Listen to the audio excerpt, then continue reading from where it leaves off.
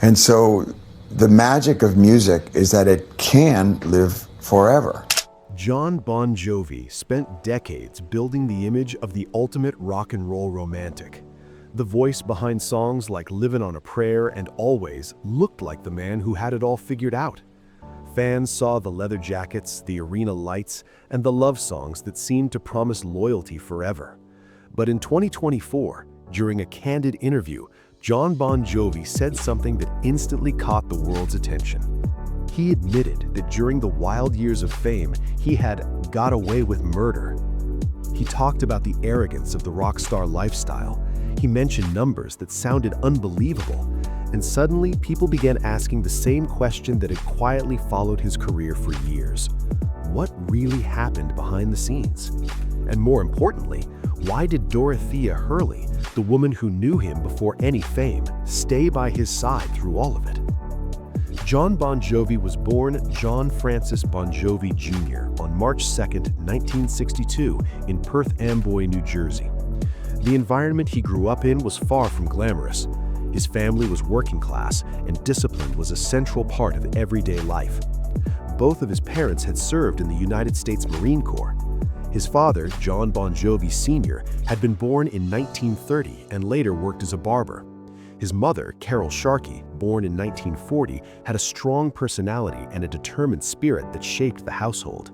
She once joked that the Marines were easier than the life she had experienced growing up. After leaving military service, Carol worked as a florist and eventually ran several small businesses. She had an independent streak that influenced Jon more than he realized at the time. The family home was not wealthy, but it was full of energy. Jon grew up alongside his two brothers, Anthony and Matthew, learning early that if you wanted something in life, you had to work for it. There was also an unusual chapter in Carol's early life that Jon later spoke about with a mixture of surprise and admiration. In the early 1960s, she had worked as one of the original Playboy bunnies at the Manhattan Playboy Club. The club had opened in 1962, the same year Jon was born, and it quickly became one of the most talked about nightlife spots in New York City. Carol worked around glamorous performers, celebrities, and socialites.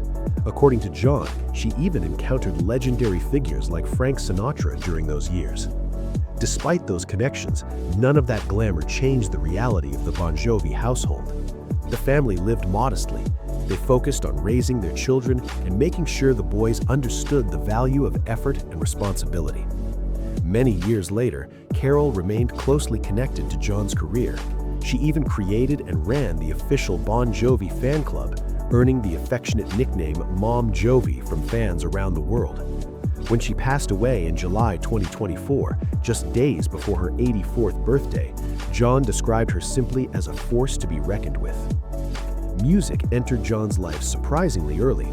By the time he was 12 years old, he had already formed his first band. The group played in a school talent show, and the results were not exactly encouraging. They finished last. For many kids, that kind of embarrassment would have ended the dream immediately. For Jon, it did the opposite. He kept going. Around that same time, he began teaching himself piano and guitar. Instead of following formal lessons, he learned by copying songs he admired, especially music by Elton John and other rock artists dominating the radio during the 1970s. Music quickly stopped being a hobby. It became a mission. By the time he reached his teenage years, he was already spending evenings hanging around local New Jersey clubs, watching bands perform and imagining himself on the stage instead of in the audience. At 16, he met keyboard player David Bryan, and together they formed a band called Atlantic City Expressway. Even though they were technically too young to play many clubs, they managed to perform regularly in the New Jersey music scene. Those small performances built confidence. They also built friendships that would eventually become the foundation of the band that changed everything. High school brought another important moment into Jon's life. After beginning his education at St. Joseph High School, he transferred to Sayreville War Memorial High School. It was there, in 1980, that he met Dorothea Hurley. Their meeting happened in a way that later became famous. Jon was struggling in a history class, and Dorothea allowed him to copy answers from her work. Years later, he laughed about the moment in interviews, saying he was drawn to her immediately. At the time, neither of them could have known that the simple classroom encounter would turn into a relationship lasting decades. Dorothea was not impressed by fame or ambition. She came from the same kind of New Jersey background Jon did. She understood the reality of working-class life, and she had her own strong identity. She was also deeply involved in martial arts. Over time, she became a highly skilled karate practitioner, eventually earning a 4th-degree black belt and working as a karate instructor. In the early 1990s, she was even ranked nationally in competitive karate circles. Jon often joked that people should never underestimate her strength. That independence became a crucial part of their relationship. Dorothea was never the kind of partner who would simply orbit around a celebrity.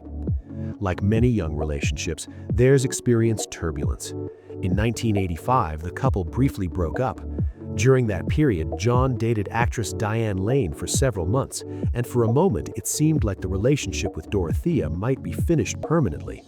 But time apart changed both of them. Eventually, they reunited, realizing the bond they had built before fame was stronger than the temporary distractions surrounding Jon's rising career. That decision would prove important in ways neither of them could fully predict.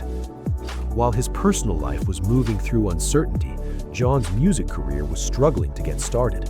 In 1982, he recorded a demo called Runaway at the Power Station studio in New York. The recording featured session musicians because he did not yet have a permanent band. Armed with the demo tape, he visited record labels hoping to secure a deal. Most of them rejected him. The repeated rejection almost convinced him to give up on music completely. Then a strange opportunity appeared.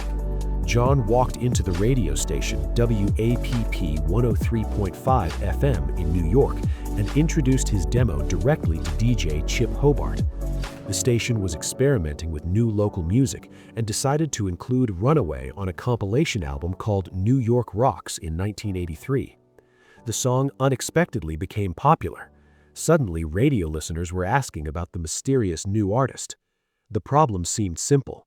Jon Bon Jovi did not yet have a band. He began assembling musicians quickly.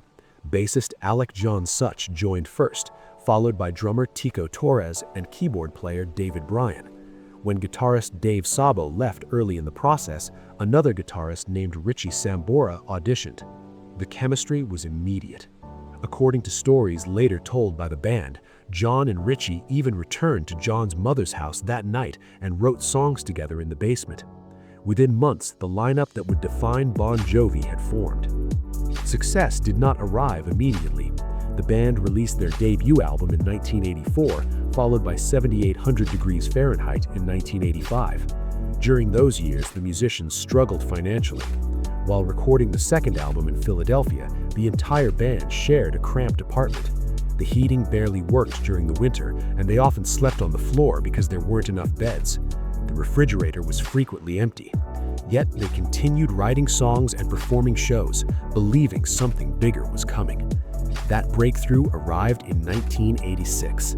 The band released their third album, Slippery When Wet, and everything changed almost overnight.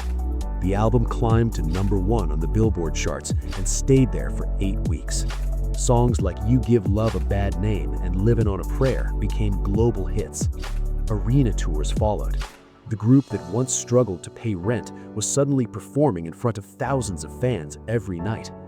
Jon Bon Jovi had become one of the most recognizable rock stars on the planet.